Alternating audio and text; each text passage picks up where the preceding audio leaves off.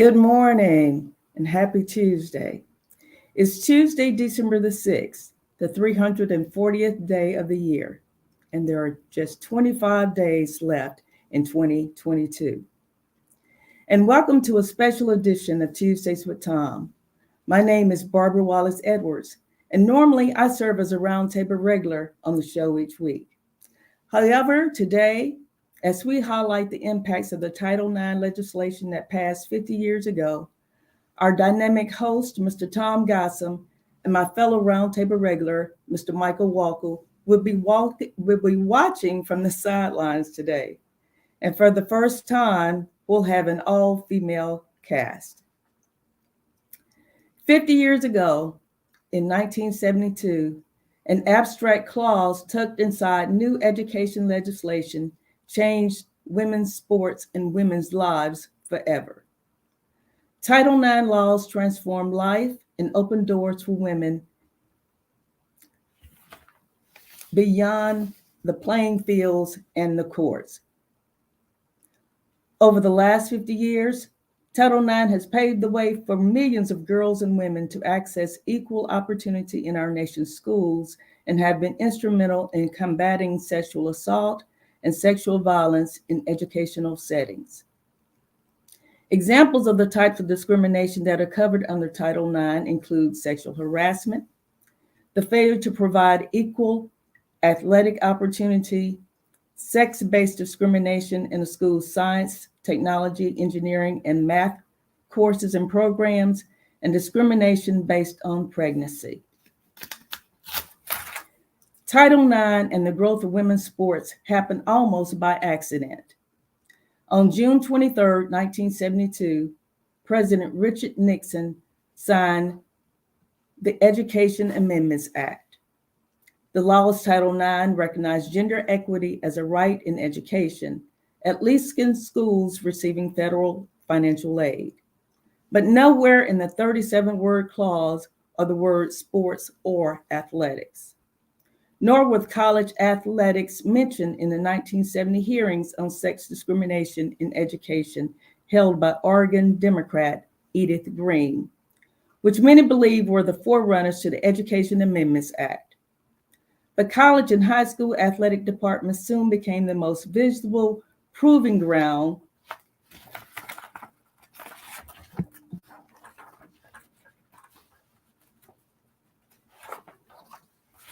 for Title IX purposes, forever changing the landscape of sports on college and high school campuses.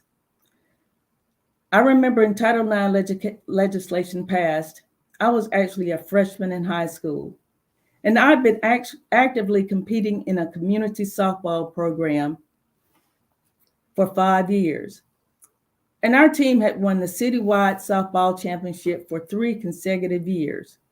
We had a very powerful team, and people would fill the city parks to watch our women's sports teams play. They would come from across the areas to watch us compete. And there were some powerful women on that team, some really superstars. People like Emma Jackson, Marva Lee, Deborah Henderson, Brenda Holcomb, Cynthia Holder, who was the niece of the renowned baseball player Billy Williams, who played for the Chicago White Sox. And the list goes on and on. However, it was all just something to keep us busy during the summers. And it's something that our parents and the community activists and community leaders had to support. They bought our uniforms and our equipment. They transported us to all of our games and tournaments. They sold chicken and fish and barbecue dinners to raise money to support our teams because there was no funding provided by the city or the state for that matter. Nor did the Mobile County school system provide financial support or offer any type of women's sports teams, organized sports teams during the school year. I think it was like that across most of the state of Alabama. While I wonder just how our lives would have been different, or if our lives would have been different, had Title IX been passed or enforced a few years earlier. Well, today, along with my co-host, Dr. Joyce Gilly-Gossam, we welcome three incredibly special G-list guests who have all been impacted by Title IX and have seen the effects it's had on women's athletics and women's lives in general over the past 50 years. And we look forward to the conversation. And this edition of Tuesday with Thom, of course, is sponsored by our partners, Best Girl Consulting Firm. Best Girl has been providing customized solutions to executive issues for 34 years. Best Girl is a consulting firm that provides customized leadership, access and inclusion, public relations, communications, and organizational consulting services. Clients include Fortune 500 companies, utilities, higher education institutions, small businesses, and associations. Best Girl's team of consultants, led by Joyce Gilly-Gossam, Emily Hedrick, and Sean Jones, partners with business and education clients to promote organizational effectiveness, communication, motivation, and leadership, with always an impact on the bottom line. Best Girl's customized consulting services include strategic planning, corporate communication, executive coaching, fundraising, and economic development. Best Girl creates the solution that fits your needs. So, let's get to my co-host for today and introduce Dr. Joyce Gilly-Gossam. Joyce Gilly-Gossam has spent her life going against the grain. She has more than 40 years of professional experience, ranging from special education teacher to elected official, organizational consultant to leadership coach and higher education administrator. Currently, Joyce serves as the princess of Best Girl Inc. and is the author of 2 leadership books. She likes butterflies, the colors purple and yellow, Winnie the Pooh, the Wicked Witch, and large bodies of water. Good morning, Joyce, and welcome to the show. How are you today? I'm excited about the fact that having a very special show today, discussing the Title IX education. It was, as you said, it was an historic landmark act 50 years ago.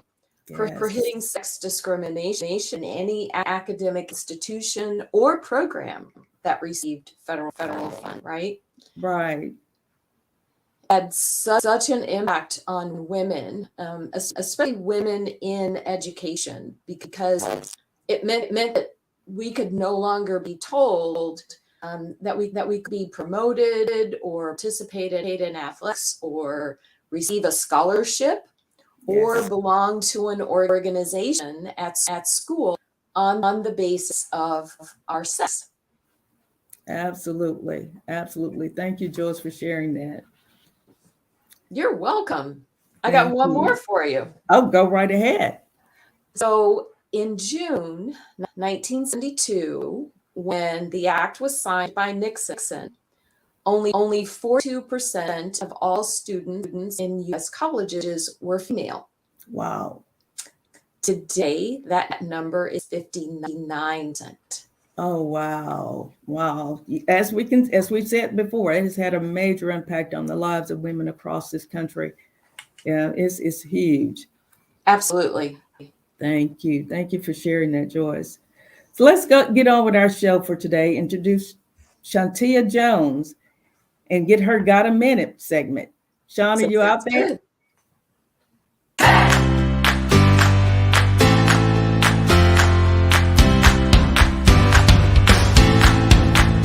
Good morning.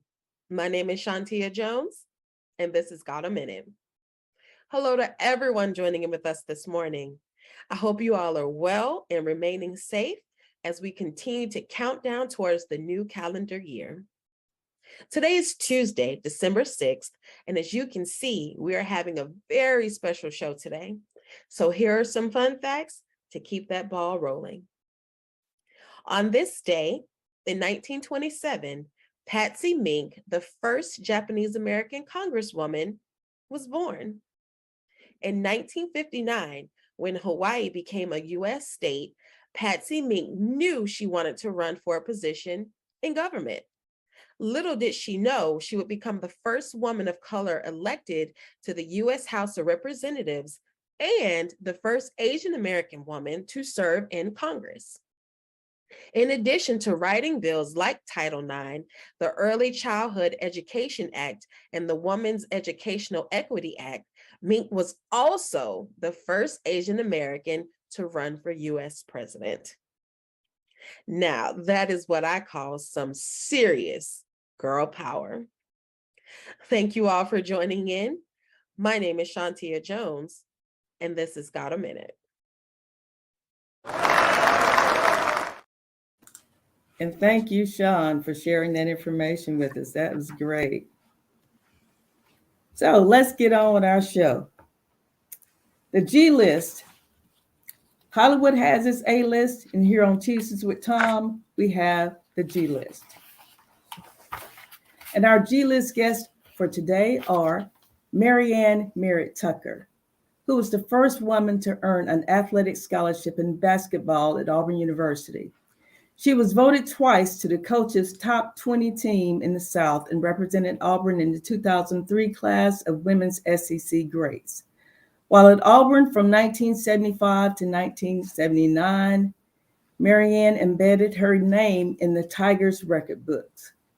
Currently, she remains at the top of the Auburn records and rebounding averages for a season, averaging 15.3. Steals in a season, 114, and scoring average in a season, 21.9. She also leads all Auburn Tigers players in career field goals attempts with 1,795, and her scoring average, 20.4. That's remarkable. So we welcome Marianne Merritt Tucker. Good morning, Marianne. I think you're on mute still.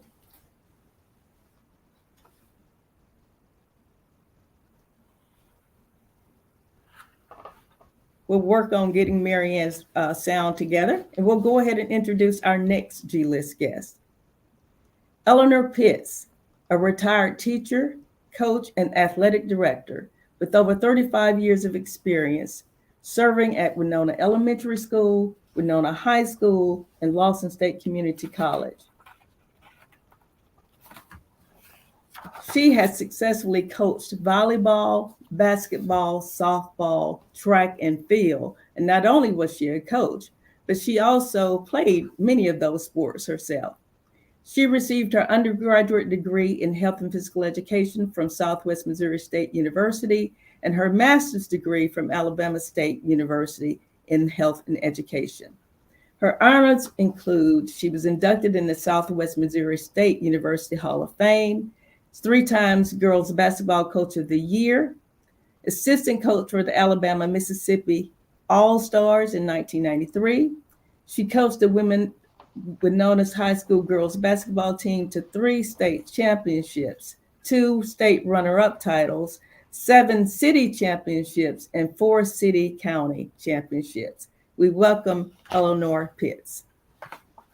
Good morning. Good morning, Eleanor. How are you this morning? I'm doing fine. How are you? Doing well, thank you. And for our last special G-List guest for today, Miss Emily Hedrick, who's no stranger to any of us here. Emily began participating in organized sports at an early age. At the age of 5, she was playing t-ball and soccer. And throughout her formative years, she played baseball, soccer, softball, cheer, basketball, football, and dance. She made the All-Star team several of those years and was Student Athlete of the Month. Her team won the Maryland 1A State Softball Championship in 2010. As you can see, Emily has been actively involved in sports herself for quite some time. And we welcome Emily Hedrick. Good morning, Em. Hey, good morning. How are you this morning? Very good. Thank you. Good. Thank you. We're so glad to have all of you with us this morning. And my co-host Joyce is going to start us off with some questions for you ladies this morning. Absolutely. So, my first question for all three of you, where were you in terms of your school progression when you first learned about Title IX, and what did it mean to you at that point? Who wants to go first? Oh, it doesn't matter. Doesn't we'll start matter. with- We can hear you, Marianne. It's really quiet. Oh, okay. Yeah. I was a sophomore in high school when it first was passed, but I saw no difference of anything going on according to my career in high school. I was a oh, go ahead. Now? So you weren't encouraged to join a sport, or no one ever explained to you that you could? Or were you already participating in sports? Oh, yes. Oh, yes. Okay. Eleanor, what about you? I was a sophomore in college, and I played softball and did track and field and volleyball. It wasn't really a big impact on us, but we just heard of it. That's about it. Mm-hmm. For, what about you? Yeah, for me, I believe I went all the way through school and all the way through college without ever hearing about Title IX. Wow. And the first time I remember hearing about it was when we were doing a consulting job and people were talking about Title IX in terms of sexual harassment. And that was the first time I ever heard of Title IX. And it's interesting, we all kind of heard about it at different times. I think I actually heard about it when it passed in 1972, because it's something that was talked about in one of my, or maybe history classes, but it had no impact on athletics at all. There was no women's sports, organized sports even offered in my high school throughout. I entered high school in 1972 and graduated in 75. There was no women's teams at all for us to participate in. Had it not been for some community activities that was all volunteer organized, I would have never had an opportunity to even participate in sports. And I grew up with three brothers in the house, and so they made me play with them growing up. So, I thought I was pretty good. At least they said I was pretty good. But there was no organized sports for me to play as far as the schools were concerned. That was just such a shame. Wow. Yeah, and my experience was very different. I was very much aware of Title IX when it passed, probably because of my mom and because she was an educator.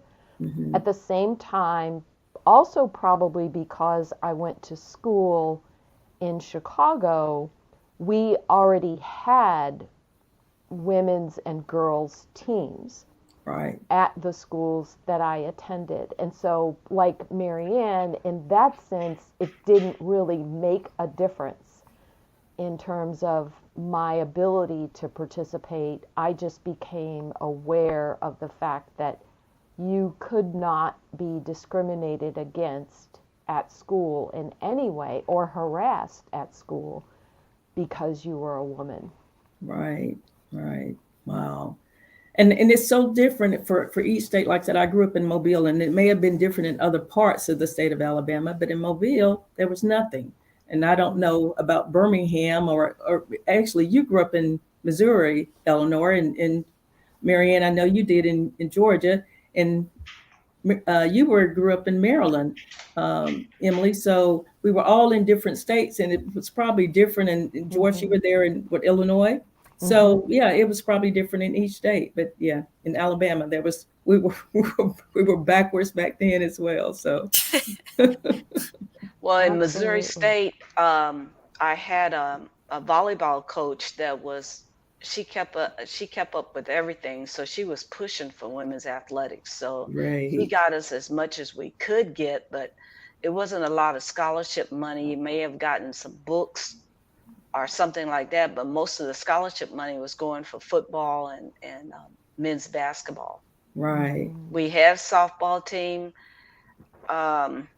We did travel, but it wasn't a lot of like sometimes we had to have cars or played at the city park or something like that, but it wasn't like we traveled on buses or anything like that. Wow. So by the time you finished, Eleanor, did you notice a difference? Was there a difference at the college that you attended, or did it pretty much stay the same in that intervening time? By the time I finished, it seemed like everything was about the same. Now, I came to Birmingham in '77, and it was a total different story when I first came to Birmingham, Alabama, and started teaching here. In what ways? How was it different for you?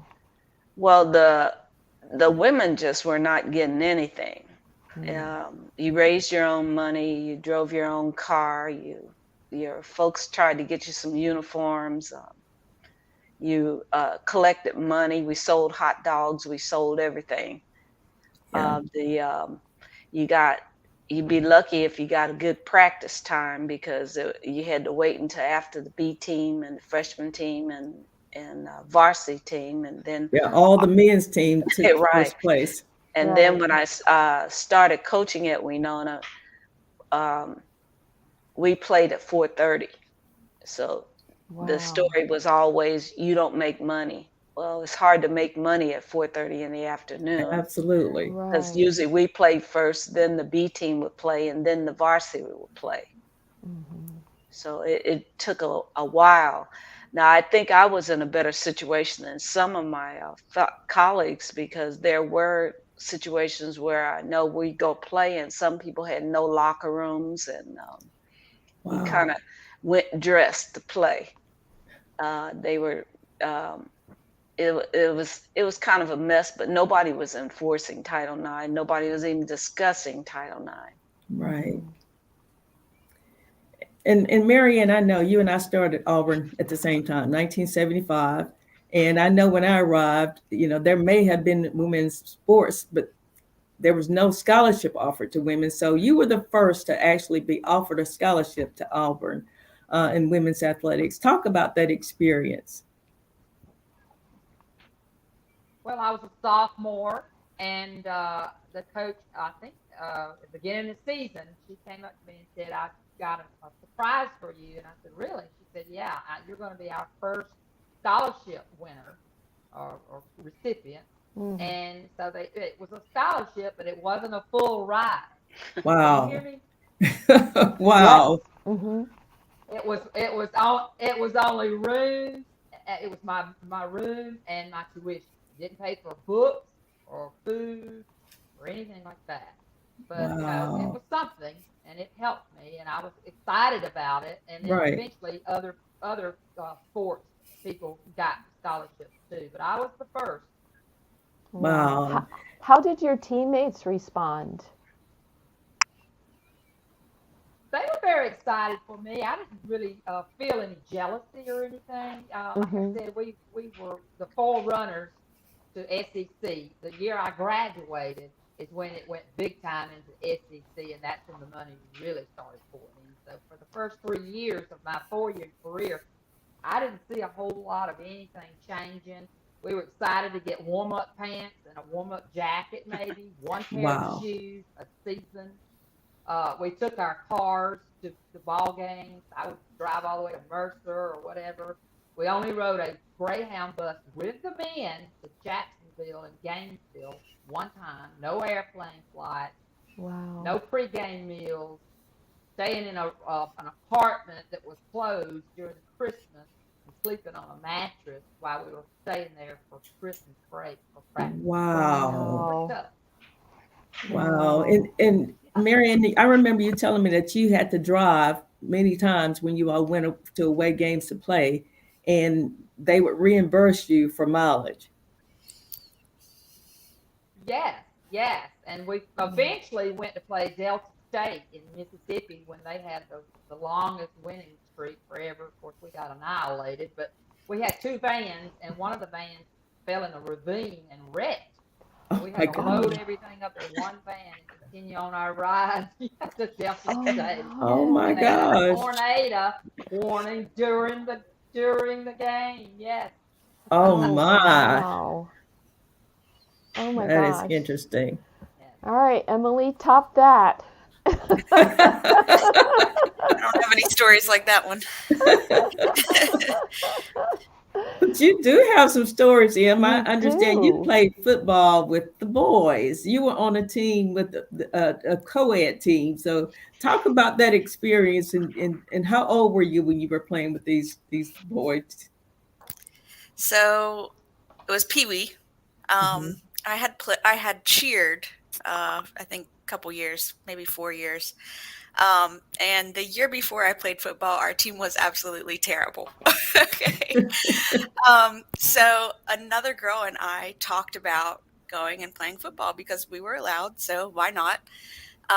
She ended up not playing, and it was actually, I guess I was probably about 10 or 11. I was going into sixth grade, which is a little late, but and at that time though, I was going into sixth grade, so I was as big as all of the boys at that point. Mhm. Um, but yeah, I was the only girl on the team. It was fine. It was interesting. I just remember, I thought I could do it. I could do it. So like that first week of practice, like my dad's not able to watch. He's on a cruise this week, um, but my dad was a coach. So I was on the A team. That's like the older, the older grade. Right. My dad was a B team coach and my brother was on the B team. And I just remember like running laps and like looking at my dad like, I can't do this. But I stuck it out. I played the whole season. I didn't start. I mean, I played some. People are asking what position I played. I literally can't remember exactly. I just remember I would go, I think I was like a tackle. And sometimes I'd go in on defense. I think most of the time I'd play offense. Wow. So I'd just block. And, but I bruised, like, if you know me, I still to this day, I bruise so easily.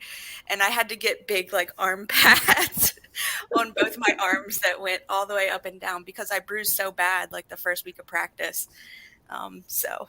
But yeah, we stuck it out. And it was just something that I did, that I could say that I did. So, Wow. yeah. That's great. That is Did the great. boys give you a hard time? No, I mean, honestly, I was mostly friends with everybody that was on the team. Like I already either knew them from football or from school.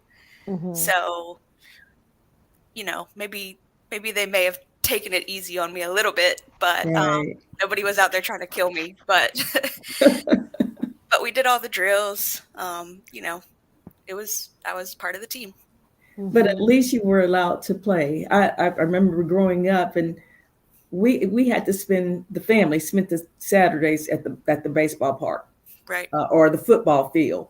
Right. But it was because I had three brothers. Yeah. And they were playing, all day long, regardless of whether I wanted to be there or not. We had to go and support the family. The boys were playing, and I wasn't even allowed to play. And of course, we get home and they'd be practicing. I could outrun two of my brothers, but I wasn't allowed to play on the team. And that was the difference in my generation and your generation, Emily. That is amazing. And of course, I'm sure Title IX had a lot to do with that. For sure. Absolutely. I remember playing flag football in high school. And we ended up being the sleeping champs. Wow. One year. And my sibling cousins would come and watch me play football. And that was always fun because, like you, Barbara, we grew up together. And so I was always playing with the boys. So I played boys baseball in the park leagues and boys football in the park leagues with my brothers. And so they thought it was funny to see me playing flag football when they were used to seeing me play tackle football, right? Right. Well, and now I think it's just recent in the last couple years, and I don't know where all this is at, but I know here I'm in Opelika, Auburn, but Mhm. they have now in high school they have girls flag football. So they They just had do. a state championship for flag football for girls, which Hmm. would have been awesome if we could have done that. Yeah, this Absolutely. was actually the first year that women's flag football was included in the state championships for the state of Alabama, and Wow. Auburn High School Yeah. women's flag football team actually won the state championship this year. So we made strides over the last 50 years. There's still a long way to go, of course, but at least Right. things are changing for the I better. think I think Birmingham is considering doing the middle school kids for flag football, the Oh, that girls. is Yeah. Oh, great. that would Middle be school. great. That is Yeah, absolutely wonderful. that would And be great. Marianne and Eleanor, I know you both have children. Marianne, I think you have two daughters, and Eleanor, you have a daughter and a granddaughter. I know. And I was just wondering. I'll ask you first, Marianne. Were your daughters involved in sports? Did you push them to get involved? Um, Yes, yes, they were. My older daughter had a very successful career, but did not play in college, but she's now a lawyer, so I'll oh, take okay. that. Yes. Our younger daughter played for a few years, but she chose not to go that route. I don't know if there's too much pressure on them because of my successful career or Right. what, but they're both coaching their kids now at Okay. different schools, so they still got a Wonderful. little bit of that gene in them. Absolutely. Absolutely. That's And great. Eleanor, what about your daughter or granddaughter? My daughter played volleyball at Ramsey High Schools, and actually she played basketball and volleyball for me at elementary school. Okay. Um, she played 4 years. They won several championships. She did well. She didn't want to play in college. Right.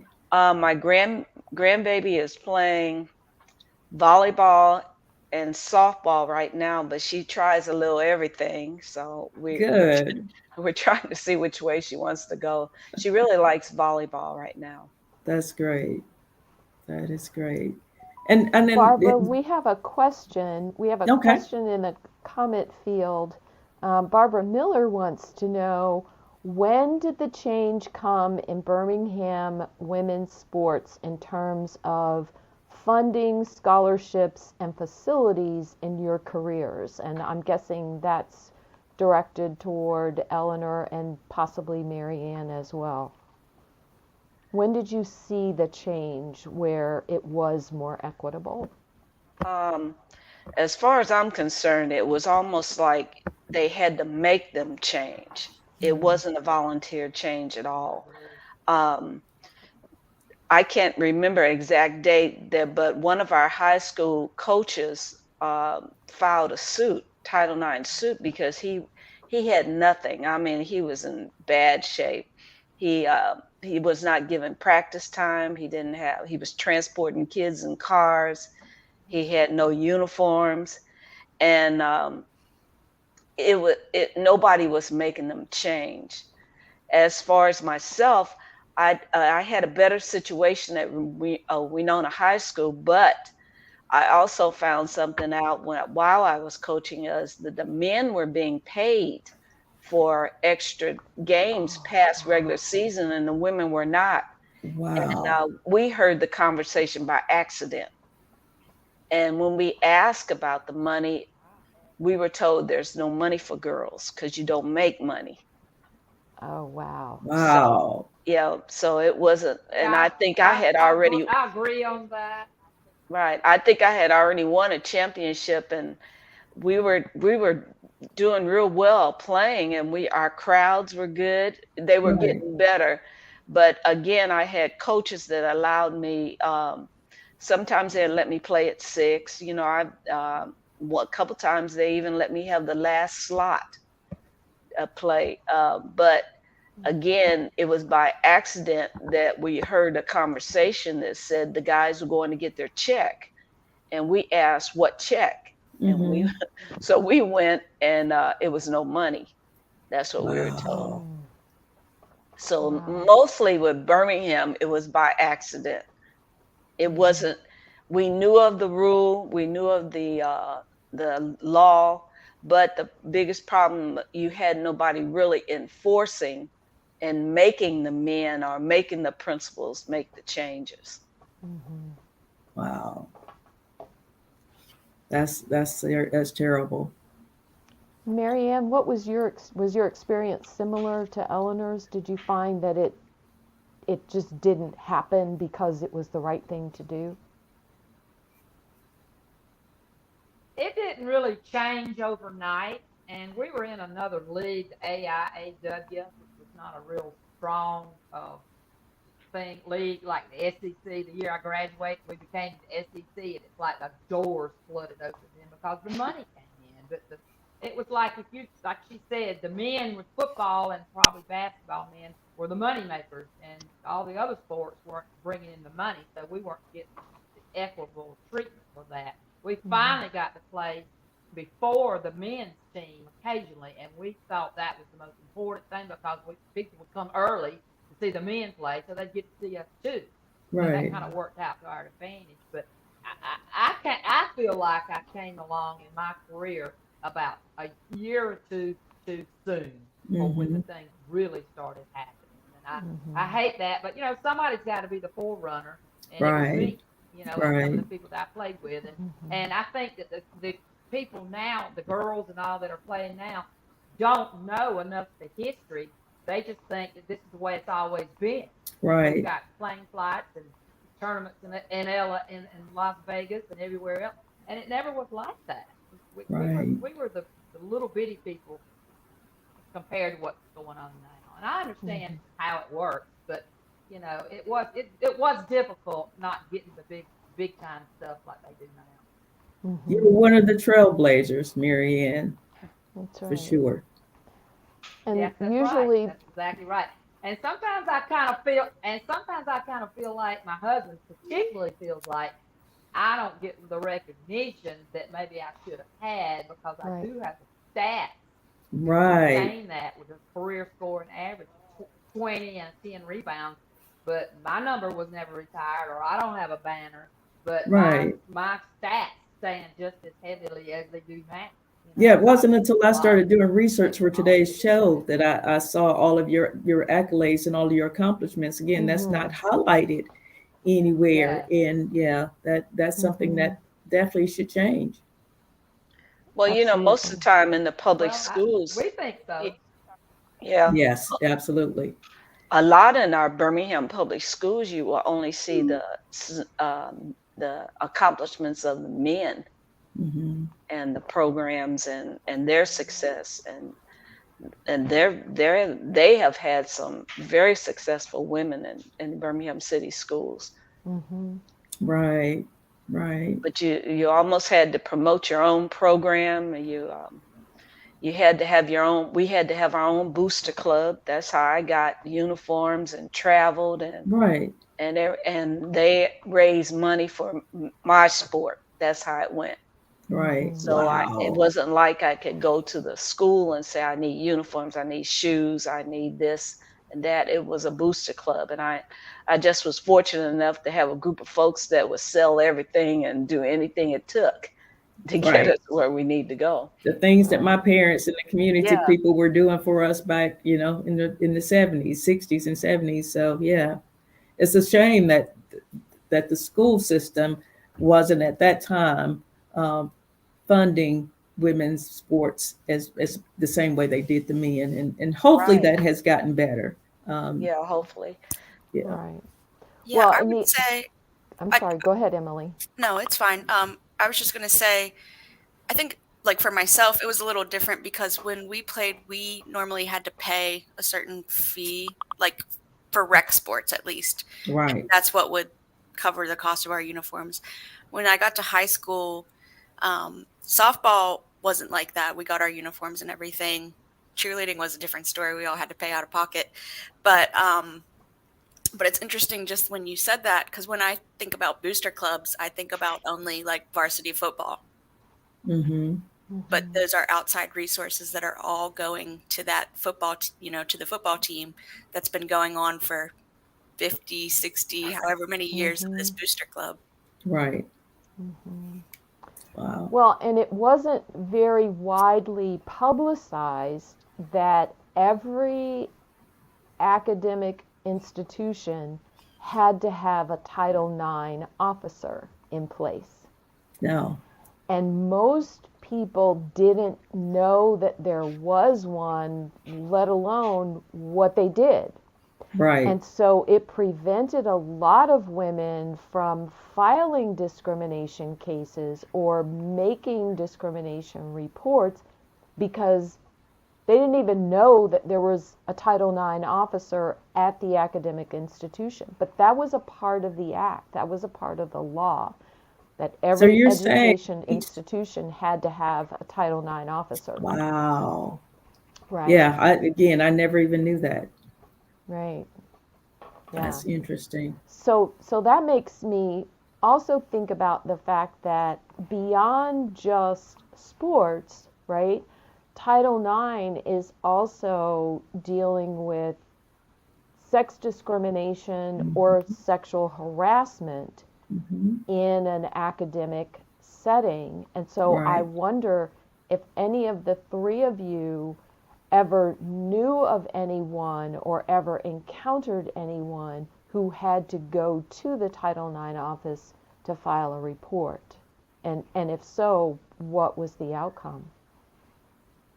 Well, I knew of one school in Birmingham that the coach did, and he was a male coach coaching the girls' team, and he did because again, he had no practice time, he had no locker room, he didn't have anything, and nobody was trying to accommodate the team. And when he would complain, it was nothing happening. We had some other schools, and when I also refereed volleyball, and we would go in to be time for volleyball, and coach wouldn't come off the floor.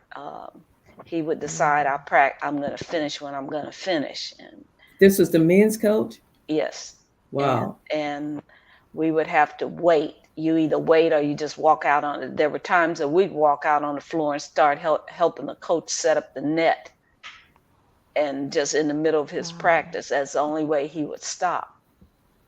So it Wow. was really what I encountered. It wasn't anybody really enforcing the rules. You just knew it was there. And then, there were some coaches that I'm sure the females felt like it could be backlash from filing a suit or Sure.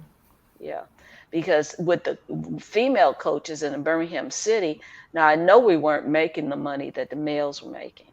And normally the varsity, as far as basketball, you had his B team coaches getting paid. My B team coach or my assistant coaches, they were just good friends.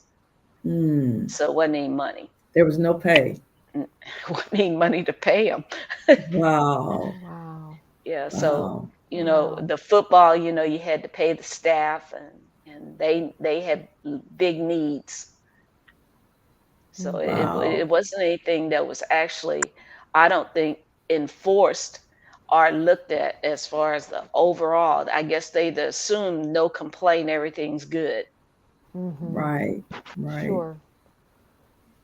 Well, and that's, Eleanor, you said that, women were often concerned about backlash. And I think that's one of the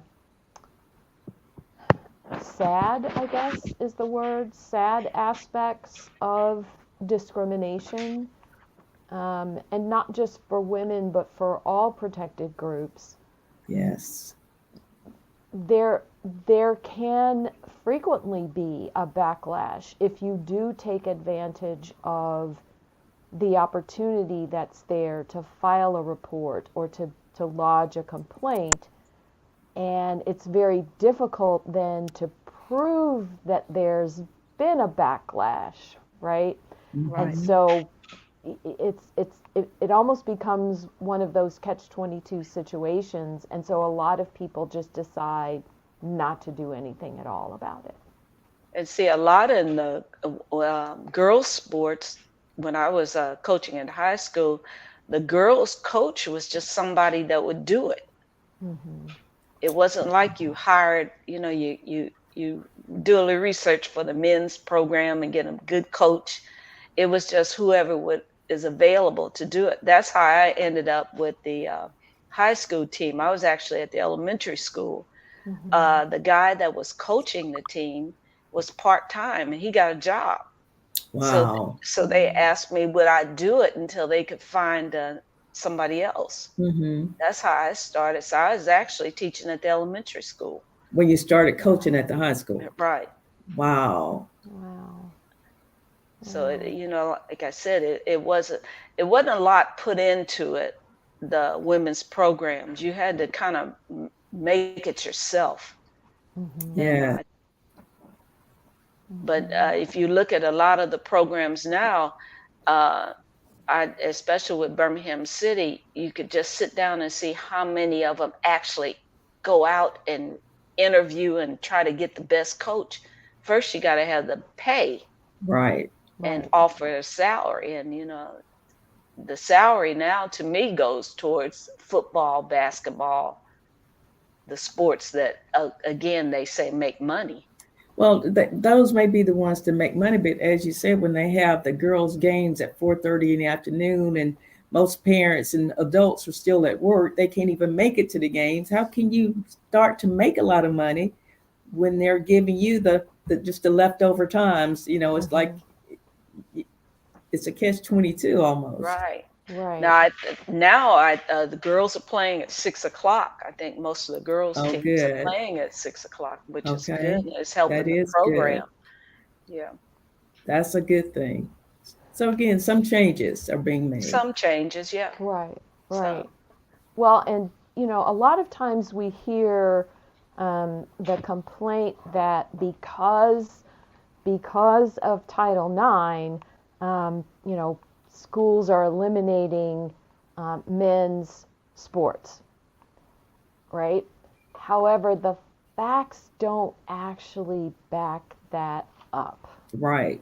Because the only men's collegiate sports, or the primary men's collegiate sports that have been dropped, are wrestling or cross country or outdoor track or rowing or golf or tennis. So they're not dropping basketball, baseball, football.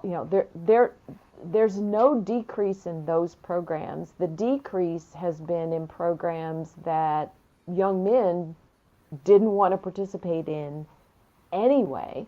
Right. And at the same time, right now, the top sports in women's collegiate athletics are basketball, volleyball, soccer, cross country, and softball. And so those sports are actually growing. Yes. As a result of the impact of Title IX. And of course, women's gymnastics and equestrian teams are taking over. Yes. They are really doing really well. We had the equestrian coach on last week on Tuesdays with Thom, and he talked about, what he's accomplished and what they're doing at Auburn, and it's just phenomenal, the program that they've built there. So yes, women's athletics is definitely growing. Absolutely. I'd like to ask our three guests, any last thoughts that you have about the impact of your participation in athletics on your life and the difference that it made for you, whether you continued in athletics or just the skills, the knowledge, the experience. What impact did it have on you, and how are you different as a result? Marianne, you want to go first? I suppose I will. Well, I became a physical education teacher. Yeah. I took one elementary course, and I thought I'll never teach elementary PE, but that's what I wound up teaching for 20 years. And Wow. then I married my husband, who is was the girls' varsity basketball coach. And so I moved to the Midland High School, and I became his assistant and coached there for 11 years. So, basketball has always been in my my body and my mind and my, everything about me. And I'm a real type A, physically fit person. I just recently had knee replacement surgery, which is another thing I don't want to talk about. But anyway, I'm a go-getter. I'm a type A, get it done. And I think that discipline I got from high school and college of taking care of myself and getting things done and being a leader, I think really has helped me in my later life. Yeah. Awesome. That's great. Well, Eleanor? I've always been active. I played with the guys, whoever. But I think my experience with softball, probably that's the sport that I was raised on, but that was a big sport in Missouri. We did a lot of fast pitch softball. So that experience with playing softball, and then I did play volleyball in college, and then teaching, in which I've taught all levels. I started at the elementary, then I went to the high school, and then I went to the community college. So it's been a great experience, and I've seen a lot of achievements with the young ladies that I've seen through the programs. I've seen a lot of changes, and I've seen a lot of things that still need to be changed. With having, and now I'm helping my granddaughter with softball. One of the things in the Birmingham system I'd like to see better is they've got to upgrade their facilities, because they can't offer more if you don't have any facilities to offer. Most of the schools, they don't have their little softball fields. They may have one gym with a whole lot of kids. So it's just a lot of things they could do with the kids, but they've got to build better facilities, offer better facilities, and then you get you some coaches. It's okay to have mom and pop and other folks just to do it, but get some qualified people to really help with the programs, Right. with the kids, Right. and I think it would really help the college programs out. Absolutely. It's more emphasis to me put on the boys' sport. Make sure that they get a good coach as to the girls. Right. Wow. Emily? Yeah, for me, I think I was able to do a variety of different sports and put myself in different places, which has helped me in the long run. What Eleanor was just saying, I grew up, I played softball pretty much every year that I could play sports, and one of my coaches, Coach Rick Twig, he really was an amazing coach, and I was lucky to play with him in middle school and in high school. He was our varsity coach, and he really, really taught us some life lessons, and he's a great coach. He does actually coach at the collegiate level now. And that's, we won a state championship with him, and it was just all about discipline. And I think that's just translated into my career life. Wow, that's great. That's amazing. It really is. Really Barbara, I is. want to read one last comment Go right from ahead. Yvonne Smith. She Yes. says, I can see many things evolving from this session. Yay! Yes. How can interested persons get on board? I am a grandmother enjoying track, gymnastics, football, and baseball. University of South Carolina has a history and many accolades. I'm proud to know Jay Wilson. I've seen many changes from half-court basketball to now. How can she get on board if she's passionate about helping her grandchildren, her granddaughters to be able to be active? What advice would the three of you have for Yvonne? I would tell her I'd say keep doing it. yeah, find as much as you can to keep her active and what she's interested in. I truly believe that at an early age, the kids really don't know exactly what they want to play. So introduce them to a variety of sports and So let them make a choice. Mhm. Right. Right. Yeah, I mean, I would just say support them, and you know, you're not going to be good at everything, but that's fine. But that's okay. And so just keep doing what you're doing. Go through a whole season and see if you like it or not, and make that decision if you want to go forward or. Absolutely. As my husband always tells me, of course, he's a basketball coach. He's never met a girl basketball player in high school that if they ever said, I wish I'd never played basketball. They always Right. say, I'm so glad I played Right. basketball. Yes. But, Yeah. you don't Yes. know until you try. Absolutely. Absolutely. Absolutely. Yeah, and I would add, Yvonne, advocate Yes. on behalf of your granddaughter. If her team is not receiving what she should be receiving under the law, advocate and make some noise about it. Absolutely. And I want to say thank you all. You ladies have been incredibly wonderful guests this morning. And we're going to have you back at some point in time, because this is just, the conversation has been absolutely phenomenal. Thank you all so very much. And let's give them all a wonderful hand clap for.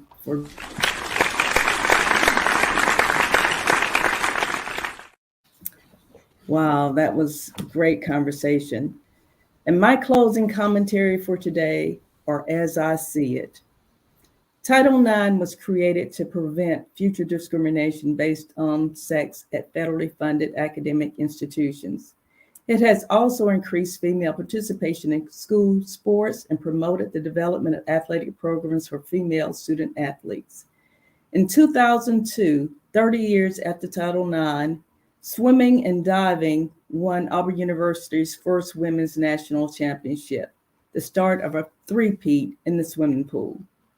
Women's teams have produced 12 of Auburn's 22 national championships. There have been 6 in equestrians, 5 in swimming and diving, and 1 in track and field. Auburn women have won Olympic medals, including double golds for swimmer Christy Coventry, basketball's Ruthie Bolton, and most recently, gymnast Sunny Lee claimed gold in all-around competition in Tokyo in 2021. Title IX's impact has extended well beyond the courts, the pools, and the fields of play. 50 years ago, approximately 1 of every 10 law degrees, medical degrees, and doctorates were earned by women. Now women earn more than half of such degrees. Title IX opened so many doors for women, not just in athletics. It has created an opportunity for all of the positives women can gain in education, the workplace, and from participating in athletics. Things like teamwork, discipline, and dedication, while allowing them to test their talents at the highest level. That can set them forth on a totally different path for the rest of us. And that is how I see it on this December 6th in the year of 2022. And that's our show for today. We want to thank our audience. We truly appreciate all of you joining us today. I want to thank Joyce, my wonderful, wonderful co-host, our G-list guests, Eleanor Pitts, Marianne Merritt Tucker, and Emily Hedrick. I want to thank our sponsor, Best Girl Inc. And thank you again, Emily Hedrick, who's also the communicator for Best Girl. I want to thank Sean Jones, who's the organizer and producer of the show, and Got a Minute. And remember, as Thom would say, enjoy yourself, make every day count, stay safe, and peace.